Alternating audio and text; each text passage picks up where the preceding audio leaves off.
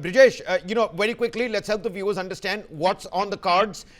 What's the latest developments? Been given to understand that there was some sort of a delay, but now both the delegations are in Islamabad, and Islamabad locked in like a fortress and decked up like the G20 summit was taking place in Islamabad. The entire world's eyeballs on the Pakistani capital. Well, one thing is for sure that perhaps this is one of the biggest moments as far as Pakistan is concerned in playing a role in international diplomacy. And the last time we saw anything to this effect was something when Henry Kissinger went there and went for a detour to China, and perhaps one of the biggest foreign policy break as far as America is concerned. So it is a big moment for Pakistan. But the fact of the matter is that I think this is the first baby step in what I would say towards normalization of tie or reaching any kind of agreement between the two sides, because Iran has made it very, very clear that until and unless Lebanon is included as one of the key conditions before the ceasefire is implemented, Israel continues to bomb southern Lebanon, and this is one thing which America has to factor in, and this is one thing which I would say was going to be perhaps the biggest impediment as far as this ceasefire is concerned. Already Iran has, the news reports have come in to the effect that Iran has made it very clear that several sea mines in the Strait of Hormuz, they have changed their position, in Iran does not know where exactly they are, and that is the reason why they are not allowing. Now it's a double-edged sword.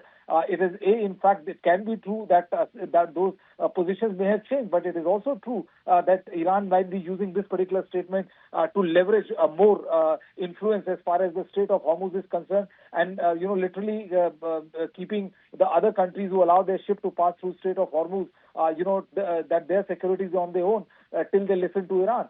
So, there's a lot of factors which are there, and I think, it'll be very, very interesting to see what kind of give and take the Americans are ready to... I may interject here. We're getting live visuals of, JD Vance finally walking the same red carpet at the Nur Khan Airbase. Asim Munir is there to, welcome the Vice President of the United States. The only thing is he's not in his military overalls. He's donning a suit at this point in time. But one stark difference here, Brijesh. The Iranian delegation came with a gusto, came with a lot of people. And of course, the Minab 168, the children, their blood-stained school bags, the torn footwear, the pictures of, those victims. It's just JD Vance here alone. So it's one man versus an entire Iranian delegation. Rhetoric, narrative, whatever you want to call it. But these need to be compared. These are two contrasting pictures. What's your assessment there?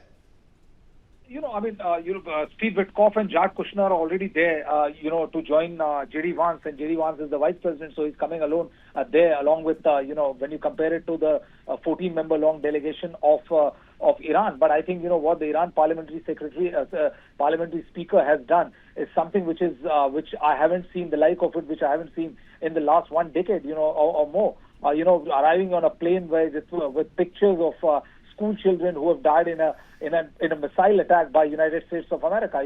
The country which champions called the first world country and champions the democratic right. The fact is that those visuals are extremely powerful visuals, and which would strike at the very foundation, I think, which America prides itself on. And they are the very, very powerful visuals and moving visuals, and perhaps it exposes Western world one way or another. And that is the reason why, there is also a great degree of dissatisfaction among the NATO countries, among the other Western world, other Western countries, where, they are increasingly isolating or distancing themselves from the policy which America is carrying on, which Israel is, along with America, is carrying on. And they are the countries like Australia, France, Spain, Turkey, all of these NATO countries and all of these Western world countries, they're distancing themselves from America. So it is going to be an extremely, extremely important meeting, which is right now happening in Pakistan. And it'll be interesting to see whether Lebanon makes into as one of the countries which has to be affected by the ceasefire or not. Because if that doesn't happen, I think, all this ceasefire and talks of ceasefire will just be that talks. Because Israel is carrying out attacks, what we've been given to understand, that Israel is carrying out attacks in Lebanon. And if that doesn't stop, I think it'll be very, very hard-pressed. But Iran will be very, very hard-pressed to walk away from this particular meeting.